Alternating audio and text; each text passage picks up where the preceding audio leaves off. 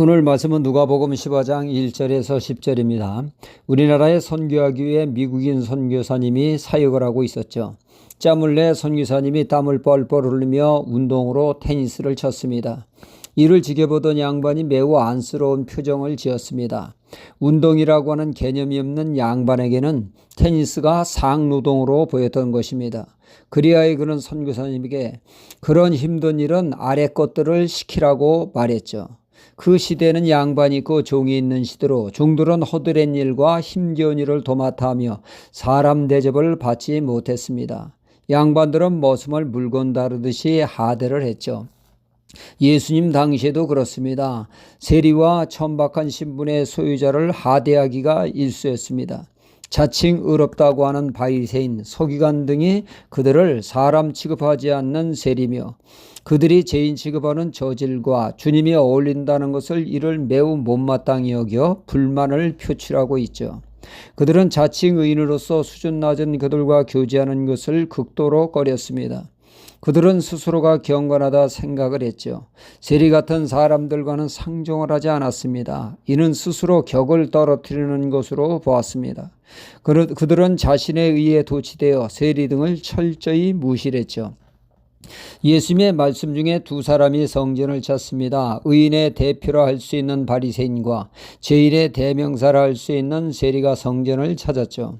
그들은 기도하기 시작을 했습니다. 바리새인의 기도는 기도가 아니라 자기 자랑을 기도 삼아 늘어놓는 꼴이었습니다. 그는 확실히 헌금 생활하며 구대를 잊지 않고 있으며 경건을 위해 일주일에 2번 금식하며 특히 감사할 것은 저 세리와 같이 제 가운데 살지 않음을 감사합니다. 미사 요구를 늘어놓습니다. 하지만 세리는 자신의 죄로 인해 억장이 무너지는 회개를 합니다. 이제인 죽어 마땅합니다. 가슴을 쾅쾅 치며 회개의 기도를 했죠. 하나님은 누구의 기도를 의롭다고 받아주셨습니까? 가슴 치며 마음에 우러나오는 세리의 기도에 의롭다 받아주셨죠. 이 세상에 있는 모든 사람들은 전부 다가 죄인입니다. 적어도 하나님의 눈으로 볼 때 그렇다는 말씀이죠. 전부가 하나님의 심판을 면치 못할 죄인입니다. 하지만 사람들은 상대적으로 생각을 하고 판단하다 보니 자칭 의롭다고 하는 사람도 있고 또는 법 없이도 살 수 있는 사람이라고 말을 합니다. 그러다 보니 나는 저 사람보다는 의롭다는 의식으로 비난과 정죄를 일삼습니다. 요한복음 8장에 보면 간음중에 잡힌 여인에 대한 군중들은 서로 저마다 돌을 들어 여인을 심판하려 들지 않습니까? 그런 그때 주님은 너희 중에 죄 없는 자가 먼저 돌로 치라 하셨습니다. 그들은 자신의 양심의 소리에 귀를 기울이니 돌 던질 자격이 없음을 깨닫고 심판의 자리, 정죄의 자리를 떠나지 않았습니까? 이렇듯 세상에는 자칭 의인이 넘쳐나는 세상입니다. 자신은 더 큰 죄의 수렁에 빠져 있으면서도 이 사실을 모르고 정죄를 일삼습니다.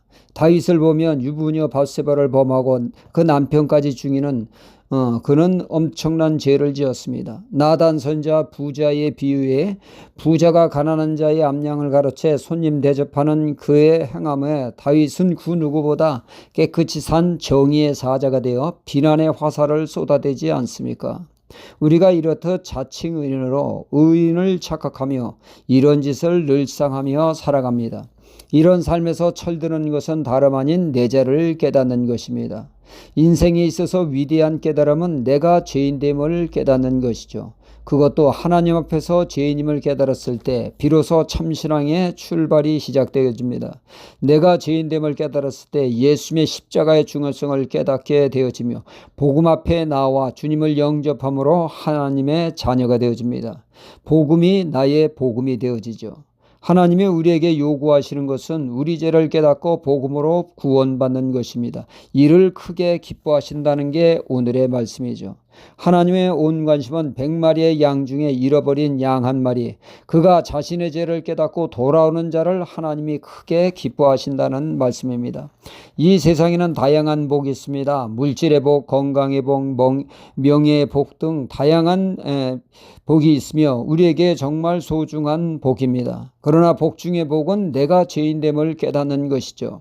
누가복음 5장에서 베드로는 주님의 말씀을 받습니다. 그물을 던지라고 말이죠. 베드로는 쉽게 그물을 던질 수 없었습니다. 왜냐하면 밤새 헛그물질만 했기 때문이죠. 그곳에 고기가 없다는 것을 밤새 확인한 그곳에 그물을 던지는 것은 쉽지 않은 일이었습니다. 하지만 그가 순종을 했을 때 어떠한 일이 벌어졌습니까?